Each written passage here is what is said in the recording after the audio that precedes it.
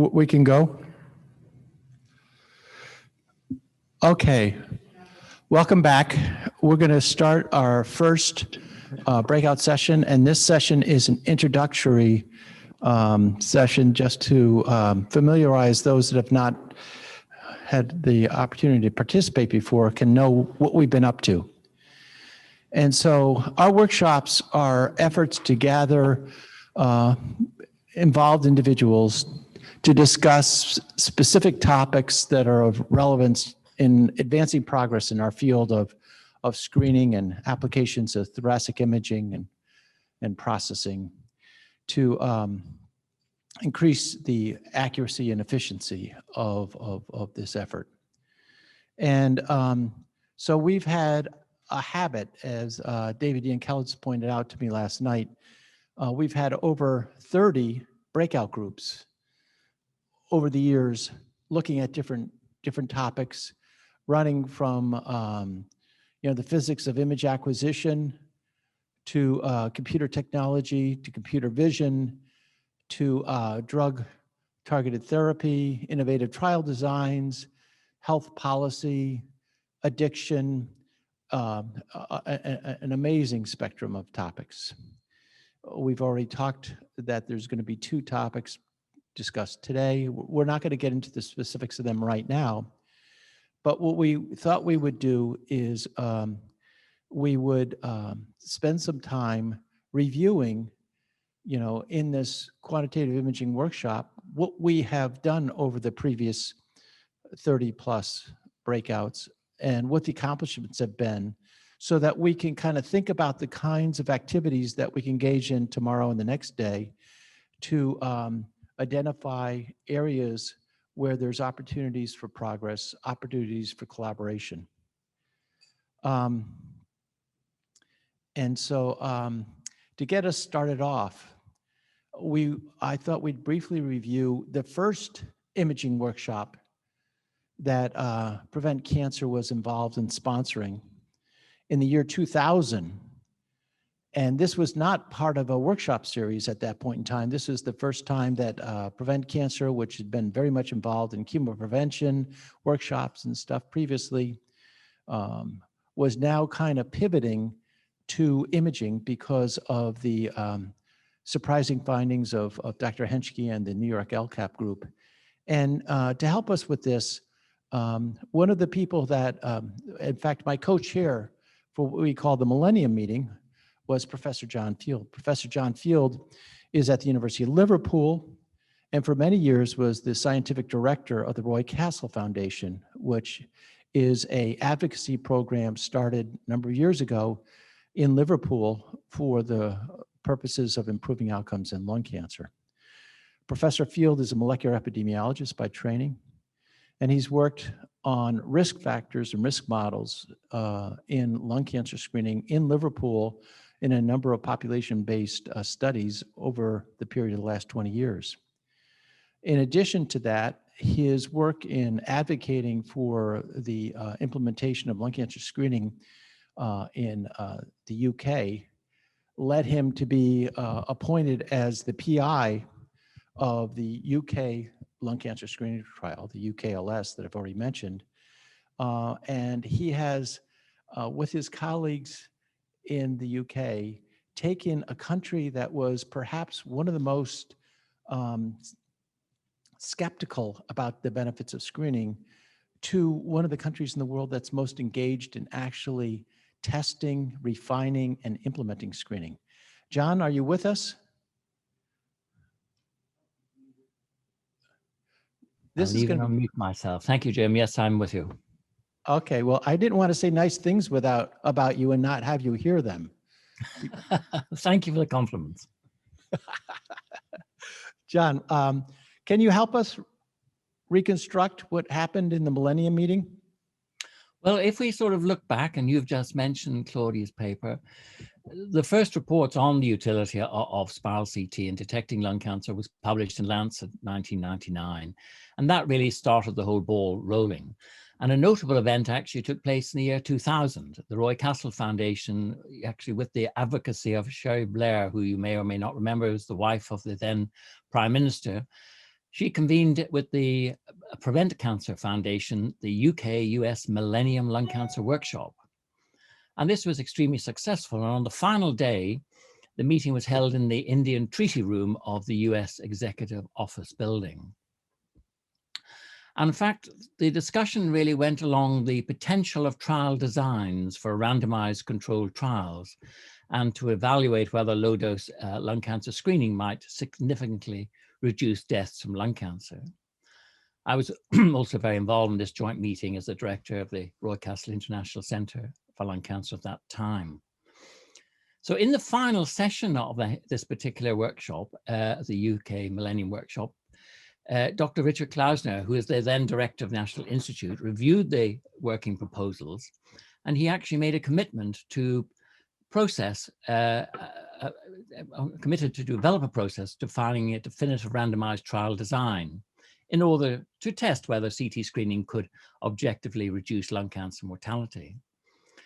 And then really the next step was when Dr. Andrew van Exenberg took on the leadership of NCI, and together with the Prevent Cancer Foundation, in collaboration also with Professor Donald Coffey, they strongly encouraged him to finalize the study design for low-dose CT screening and the conduct of the trial.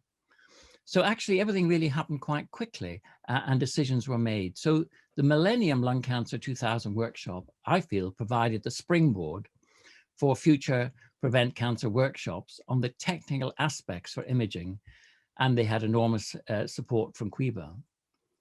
So basically the next 17 years, the workshops focused on imaging software reliability and the variations in image quantitation. And there was a major impetus from both the US and Europe to move towards the use of volume in the management of CT detected pulmonary nodules.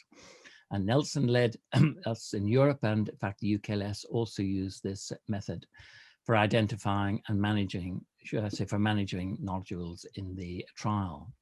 So basically, it's now heartening to see that the recent work utilizing phantoms is the first step in ensuring that we all start with the same quality CT images, and hopefully that will form the foundation for the future of implementing lung cancer screening across the world. Thank you, John. I'll ask you one thing. Jim, I can't actually hear you. Thank you, John. I'll ask you one thing. I did comment, and in fact, we had met at a meeting in Oxford that was a national science policy meeting for the UK. And you and others had kindly invited me to talk about, some early work I was doing in early lung cancer detection. And although Oxford is lovely and everybody was very polite, when it came to discussions of early detection of lung cancer, to say that people were openly skeptical was a mild characterization of the response. How much did the fact that you were able to come, at the sponsorship of Tony Blair, Prime Minister Blair, and to the director of the NCI on the White House campus, and actually have a discussion about lung cancer screening? I mean, this is kind of going back to 1999, the idea of this kind of thing happening, this kind of recognition of the potential for lung cancer screening. How much did that help kind of break open interest and turn things around in terms of support for academic support for this kind of initiative? Well, actually, we started immediately with then Professor Janet Husband, who is the Professor of Radiology in the Royal Brompton. And she invited about 4 of us to get together, and we put in an application to the MRC, and probably about 2-3 years later, unfortunately, it wasn't funded for a variety of reasons, but it did start the ball rolling. And then I took up the cudgels, you could say, again, probably in 2005-06, and then it took several years to move it through the various funding agencies to get the UKLS fund in 2011. So it provided an impetus, but it did take quite a while for us to actually get started in the UK when you consider that the NLST started in 2001, 2. seemed like an amazing transition and a very positive one. And so thank you very much, John. That's very helpful. And please stay with us. We're going to be talking about lots of other things that you may be interested in. And we will move on now to one of the other early accomplishments. Once we formally started with the QIWs, the Quantitative Imaging Workshops, we had a meeting in Annapolis, Maryland one year. And Paolo Paletti was one of our invited discussants on targeted therapy at that point in time. Paolo Paletti was a senior executive, initially at Lilly, moving later to other companies. But we talked about the possibility of new trial structures using advanced imaging to look at the impact of drugs before surgery in the setting of screen detected and other early stage cancers. And David Yankelevitz, who's on the line, was, David is one of the co-founders of the QIW workshop, along with Rick Avila and Stefan Schaller and myself. And David, can you walk us through how the neoadjuvant concept emerged and what you were able to do with your colleagues about that initiative? Sure. So thank you for bringing this up, Jim. Well, first off, it was really the idea of these neoadjuvant window trials, which I had not heard of at that time because they really were not being done. There were none done at that point in lung cancer. And they had been done in breast cancer, but I was really unfamiliar with it. But the concept was to provide treatments and prior to surgery. So the idea was you would be able to use a drug to treat an early stage cancer, and you'd be able to follow them with pre and post imaging, pre-treatment imaging, post-treatment imaging, plus you'd be able to draw bloods, plus we were able to get samples of the tumor through biopsy pre-treatment, and then you would have the tumor resected post-treatment. So you'd be able to look at all of these factors. And you introduced this concept to Paolo Paletti, who was, I guess, with AstraZeneca at the time. And they got very excited about this trial, and we decided we moved forward with it. And we did this with the LCAP group as the vehicle for accruing patients. And the idea was that we chose our screening sites. And I think we chose about 10 screening sites to participate in this trial. The principal investigator on the trial ultimately was Nasser Al-Torki. The trial actually turned out to be quite successful in terms of being able to recruit, although the main recruiter was Nasser Al-Torki. He did a fantastic job in recruiting patients. And we learned a lot about how these trials work.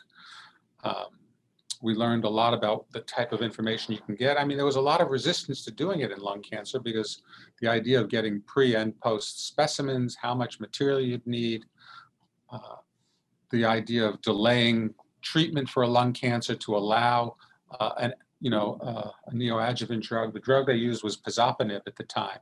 It ultimately led to additional trials with pazopanib in the future, which, pazopanib ultimately did turn out for lung cancer to have a bit too many side effects. But the concept of doing these neoadjuvant trials did very well, and several other trials with other drugs were ultimately launched in the future. And I think it even opened up the whole debate about whether or not to do neoadjuvant trials. As a general, I remember when we published the original article on this, the editorial was a real debate on just the whole concept of doing these trials, whether or not we should only be doing, even small randomized trials rather than window trials. So it really opened up quite a large debate and discussion. I think now it's a very accepted idea for lung cancer, and I think we're obviously quite excited about even moving forward to doing more of these kind of trials going forward, using LCART as, again, the vehicle to initiate these. So thank you, Jim. Well, thank you, David. And that was a great effort. The two papers that came out of that were Nasser's paper, the trial results, and then all the biology that could be done in that early disease setting that John Hamick and colleagues put together, which was also a very important kind of pioneering effort. And then at a lot of those workshops, especially early on, we were talking about the value of image libraries so that we could develop and train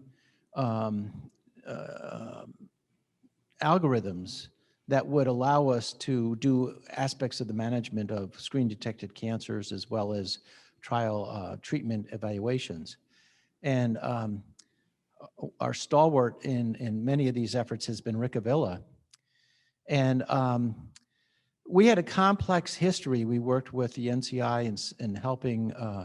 Anna Barker came to one of our meetings and she was very impressed, and she asked us to meet with her afterwards in her office in Building 31. And out of that discussion came support for the RIDER, the Response Assessment Database that the NCI sponsored. And that was a very useful database. Sam Armato wrote that up, and that was published some years ago. But the uptake of use of that was not as extensive as we wanted it to. And there was a lot of regulatory concerns about how we could use those images. So Rick, you had gotten together with the advocates, Sheila Ross and Laurie Fenton, and you had said that maybe we should, crowdsource this and use new techniques. So do you want to tell us about, the effort that went behind launching the GiveAScan effort? Sure. Well, basically, we, as algorithm developers, we're always fighting the need to acquire as much data as possible. And even back then, most of the studies that were being published at the time on performance of lung nodule measurements or computer-aided detection or other things were reporting with a number of cases in the teens or 20s or so. A couple groups maybe had access to hundreds or thousands of cases, but that was very far and few between.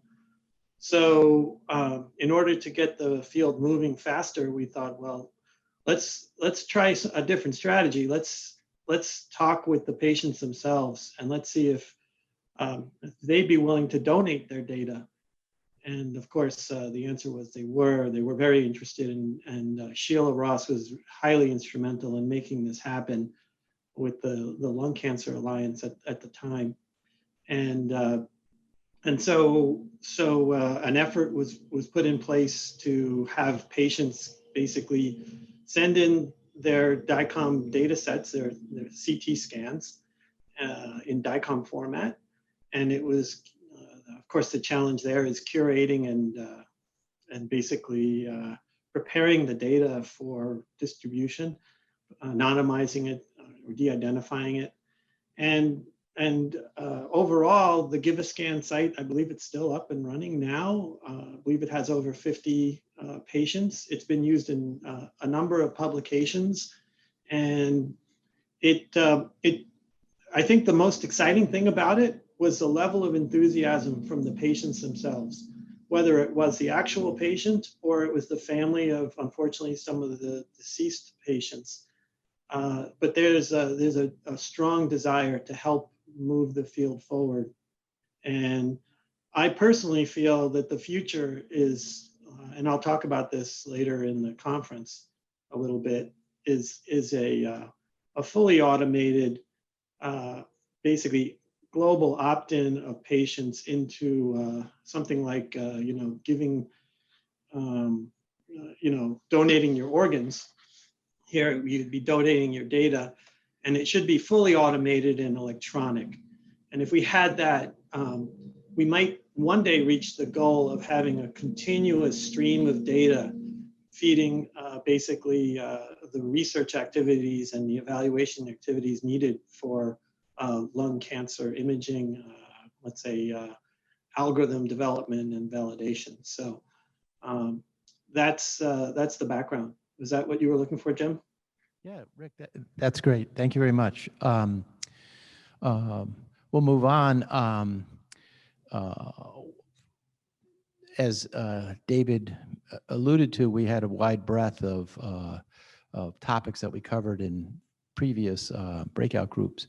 And we tended to try to explore health policy issues because, you know, some years ago when we were finally getting some positive data about lung cancer screening, it appeared that the final barrier was going to be cost. And so we talked about, you know, what could we do about this? And this was a theme that threaded through several years of breakout groups. And finally, in conversations with Bob Smith of the American Cancer Society, we wound up meeting Bruce Pyenson, who was an actuary who was doing cost effectiveness analysis for other areas of medicine. And we talked to him about the feasibility of having him study the potential cost impact of nationally implemented screening. And he was very willing to do so, but you know, this is a very, very complex analysis. So we need support to do this. And through the discussions and stuff in the breakout and other sessions, we were able to get, in addition to cooperation from and support from Prevent Cancer Foundation, the Lung Cancer Alliance at the time, as well as the Legacy Foundation, because Cheryl Hilton was very much involved in those days in both of those organizations. And so with that support, Bruce was able to do an analysis to refine methodology, and that was published in the actuarial literature. And then following up on that, he did a comprehensive analysis that wound up being published in Health Affairs. Health Affairs is an important health policy journal because that's the journal that the Capitol Hill staffers read about technical issues relative to health policy issues. And it was a very, very comprehensive article, and Bruce did a great job, and it was very compelling. And it basically took an area that was, you know, kind of littered by a lot of disparate conclusions, disparate methodologies, different fact sets and stuff like that, and give a rigor to it that allowed people to have confidence that, yeah, in fact, this was a cost feasible new service, and that, you know, there was a possibility of doing this with resource allocations comparable to what has previously been provided for breast cancer and colon cancer without bankrupting the country. And that was a very key aspect in the eventual decision-making in the part of the U.S. Preventive Services Task Force, although formally not part of their charge. It is reassuring that, you know, this was going to be something that cost wasn't going to have to be the barrier. So that was an important set of discussions that we had that evolved in a very positive, constructive way. And as a result, we got Bruce to join our steering committee. And as you've heard already with his contribution in help us finding Swati, has been a real resource to broadening our prism of analysis for how to move forward. Along the same lines, though, other kinds of discussions about further development of databases did come out of subsequent meetings.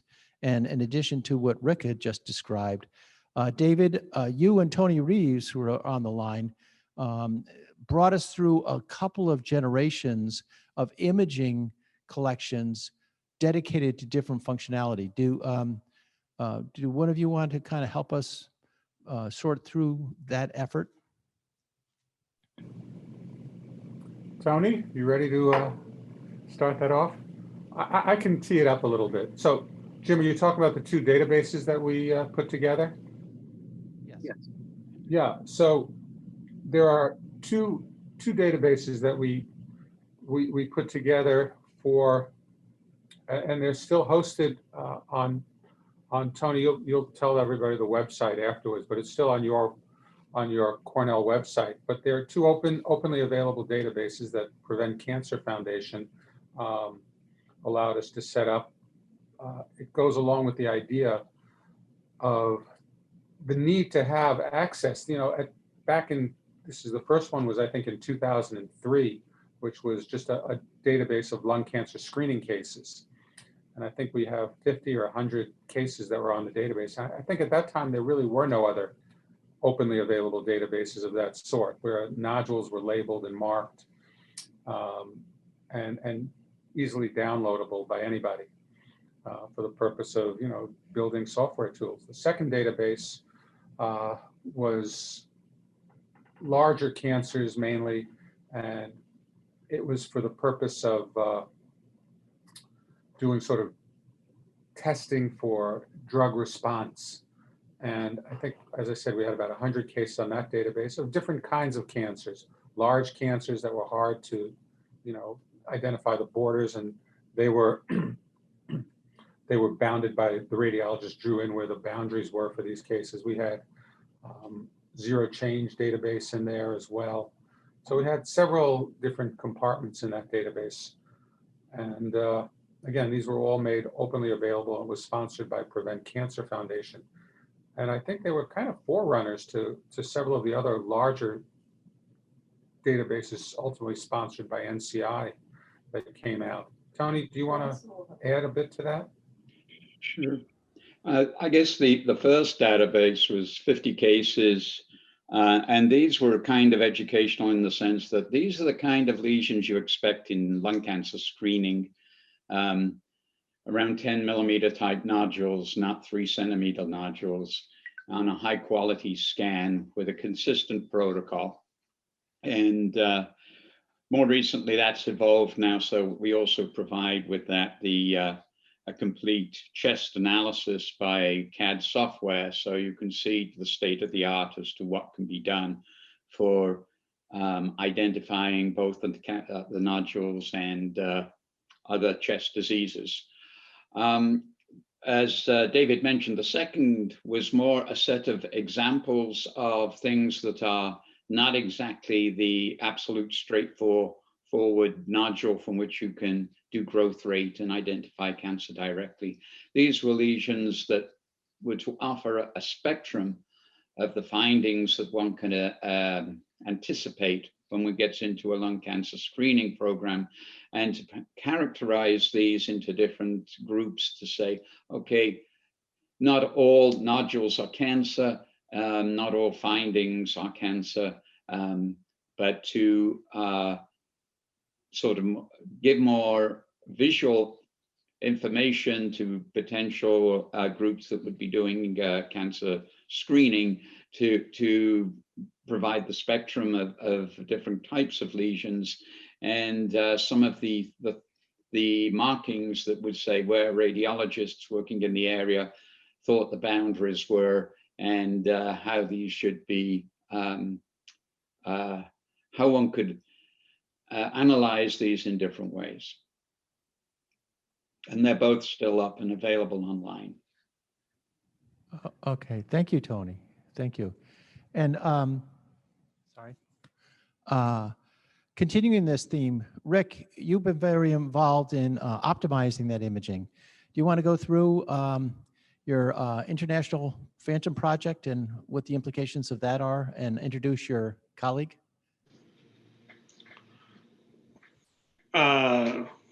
Sure. So back in 2010,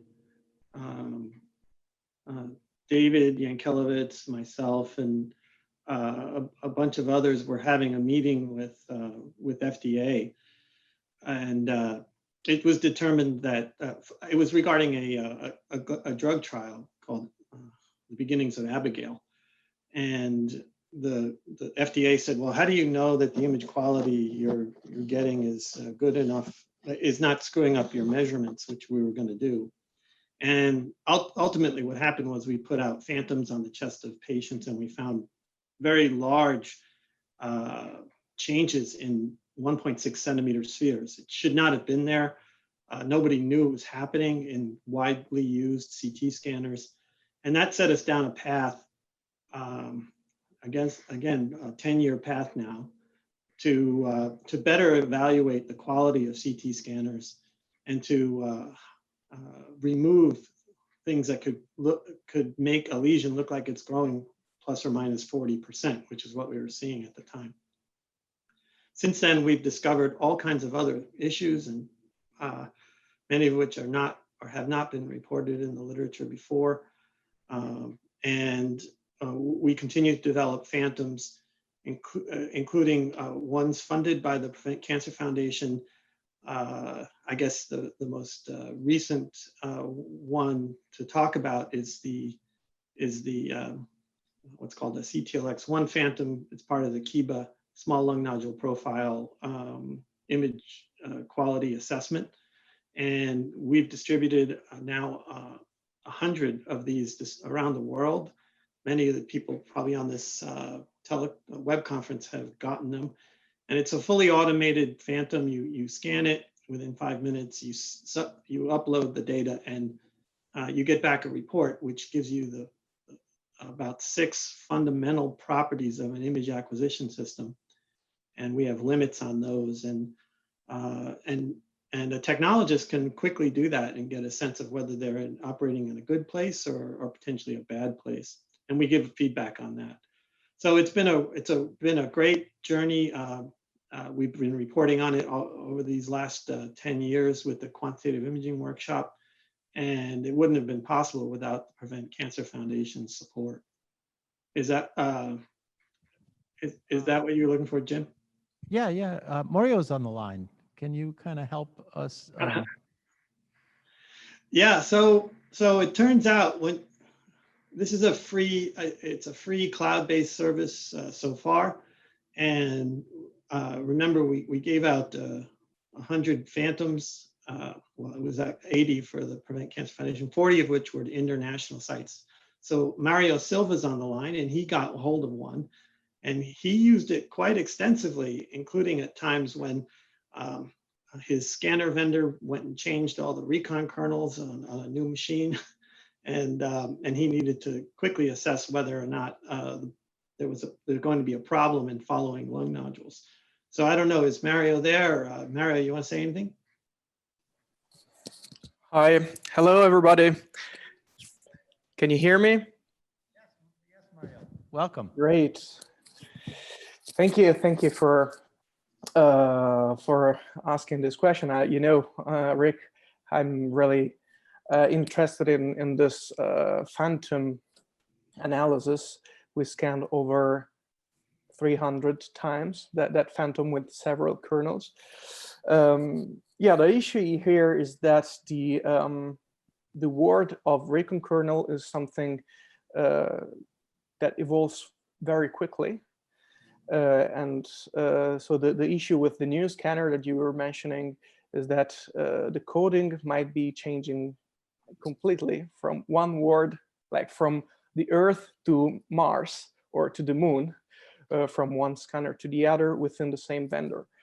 And I see the forthcoming issue even bigger because most of the vendors are using also artificial intelligence for reconstruction of these of the images, and this will need capillary testing throughout because we know when we measure nodules in this of this small size, we are actually trying to prognosticate the risk of lung cancer.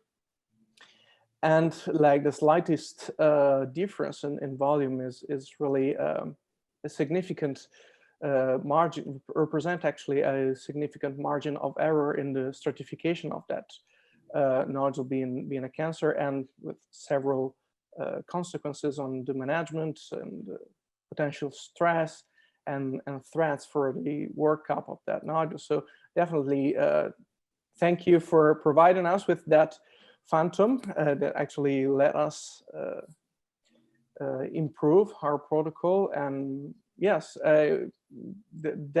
that's indeed a very appreciated initiative. Thank you, Mario. Are you in Milan, or where are you today? Today I'm in Parma. Okay, Parma. Okay. Well, thank you for joining us. So we went from UK back to the US, back to Parma. We have Heidi Schmidt on the line. I just want to say hello. Heidi Schmidt is the chair of radiology at the University of Toronto. and has been an early LCAP participant and has continued to be very, very interested in lung cancer screening. Heidi, I don't know, we just found out that the, are you there? Sorry, yeah, I'm here. Yes, I'm sorry. Yeah. But you have been very much involved, and what is your perspective in terms of how screening is moving out in Canada, and how we can potentially, you know, interact on some of these quality things, which has been an area that you have led the Ontario efforts in terms of enhancing quality?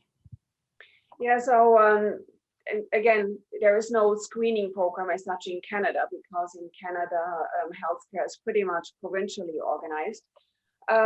Ontario, one of the larger provinces, so we here in Ontario started a pilot program a few years ago, and the target was not to reinvent the wheel and find out the detection rate of nodules and lung cancers and everything that was already done, but it was more focusing on the readiness of the province to implement lung cancer.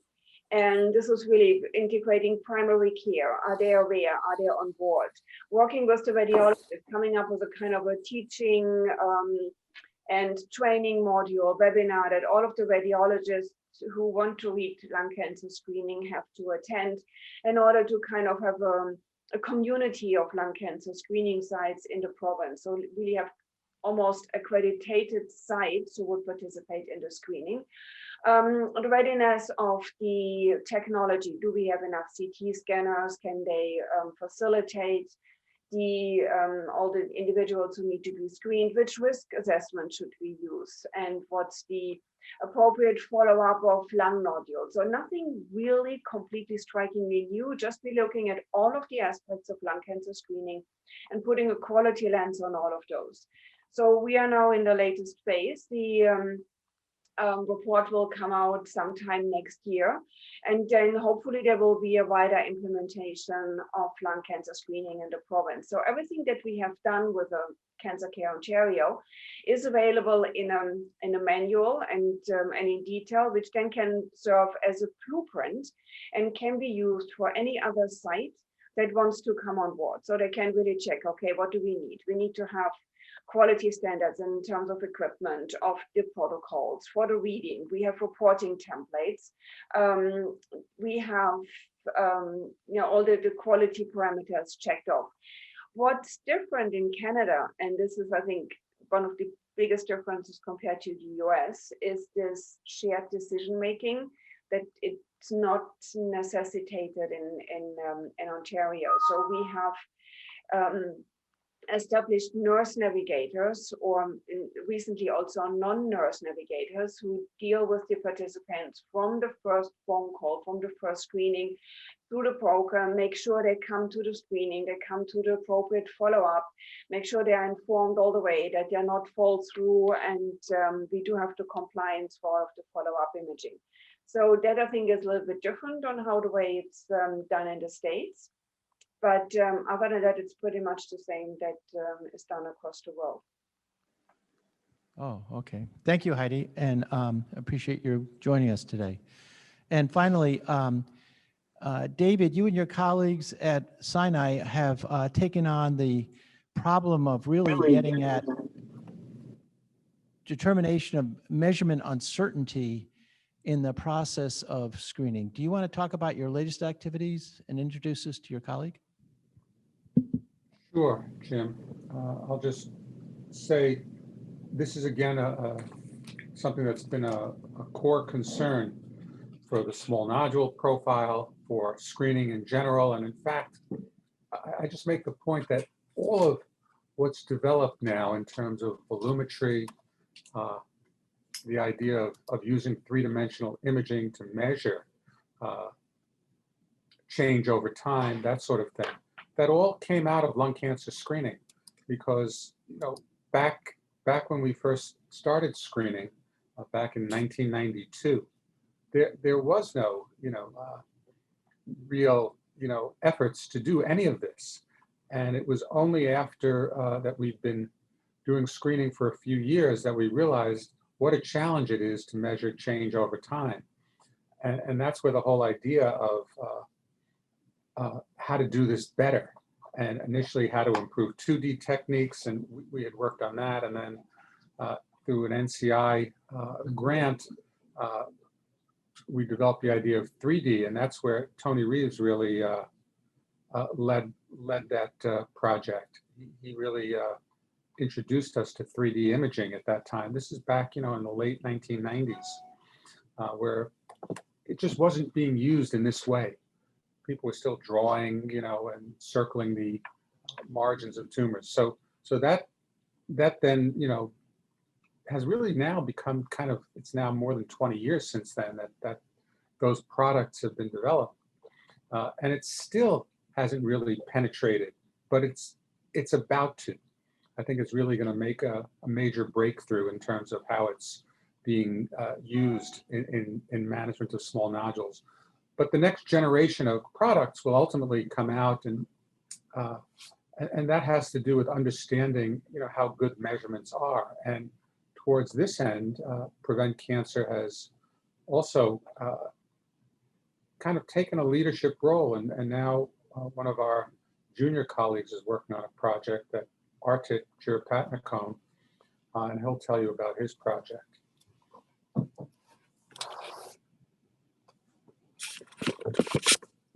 Thank you for the introduction. So I think measurement uncertainty is a topic that is very near and dear to this group. And I'm working on a new method for estimating the nodule, the measurement uncertainty for lung nodules based on their characteristics. And I'm going to be using image processing techniques and machine learning to do this. And the hope is that by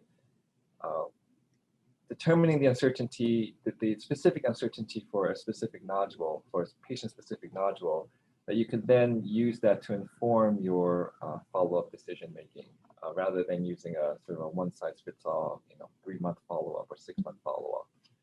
You could either increase or decrease that interval based on the amount of estimated uncertainty you might have. So I'll turn it back over to David. Yeah, so this is an ongoing project. It's already, to an extent, been incorporated into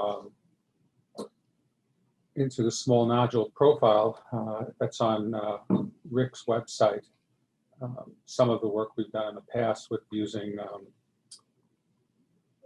stable nodules to estimate the variability in the measurement, and this is already in the Kiva small nodule profile. There's actually a calculator that Rick has. David, can you briefly mention why it's important that you have leveraged a unique aspect of your service to create a library that allows this kind of measurement to proceed? I'm sorry, I missed the question, Jim. What do you have in your program that allows this resource to be developed in a way that is not really generally available? Oh, so there's, having truth with nodules is always a difficult problem, especially, you can use, artificial spheres where you can really know true volumes, but in terms of, but in terms of knowing the actual truth, there's no good way. So people tend to rely on these zero change databases. And from the screening program, we do have some very nice zero change because we followed nodules over long periods of time. So we have cases that we followed. Sometimes we have nodules that are stable for, a decade, let's say. And, when you have a couple of scans along the way that are 1 year apart, and then you have a third scan that's 10 years out into the future, and it still hasn't changed, at that point, you can be pretty certain that the first two have virtually no change at all. So that's one of the sources. And by having a screening database that's long-term, you can get these sort of zero change nodules. The second thing that we have is we have I do a lot of lung biopsies, and I do quite a lot of them. And quite a lot of these are small nodules. And when you do lung biopsies, especially for small nodules, you have to be very careful in terms of how you perform the procedure. You have to practice breath holding. So I get to scan these nodules multiple times during the course of the biopsy. So that is about as zero a change as you can possibly get, because the patient has not moved, breathing is really practiced and rehearsed, and you can get a series of nodules that have been scanned, 10 times, 15 times. And so we have a true zero change database there that we've been collecting now for years. And so this is the type of data that we're going to be using to inform the work ARCTID is doing and start to build various models. And then, of course, there's the calibration devices that Rick is working on, where he's embedded, different types of nodules of different sizes, and that can also be used to start to make these kind of estimates. And so all of this fits into a much broader scheme of how we ultimately will be able to measure all of this variability and predict it, and then how that can be used in the future for managing these kind of nodules. Thank you very much, David. So we're approaching the hour, and we're past the hour actually, and we will have a break for lunch, and people can rejoin in the early afternoon to capture the next block, which is the session that Dr. Sullivan has assembled for us with Robert Smith, and it's co-sponsored by the ACS, on the value of metrology. And also, we will engage in our actual breakout process for this meeting at the same time we just spent from 11 to 12 tomorrow. In either of the two breakout topic areas that are most interesting to you, just call into them. There's information in how to do that. But we look forward to seeing you all again at 1:15 to review the value of metrology, which is actually measurement science and getting at this business of uncertainty that we just heard about from Dr. Yankelevitz and his colleague at Mount Sinai. Thank you all for participating this morning. It's been a wonderful process to see the recognition of Dan Sullivan's lifetime accomplishments and all the other things we've done this morning. We appreciate Swati's unique work and her insights as to how we might approach the thorny problems of trust in our field. And we look forward to seeing you after a hearty lunch. Thank you. Bye.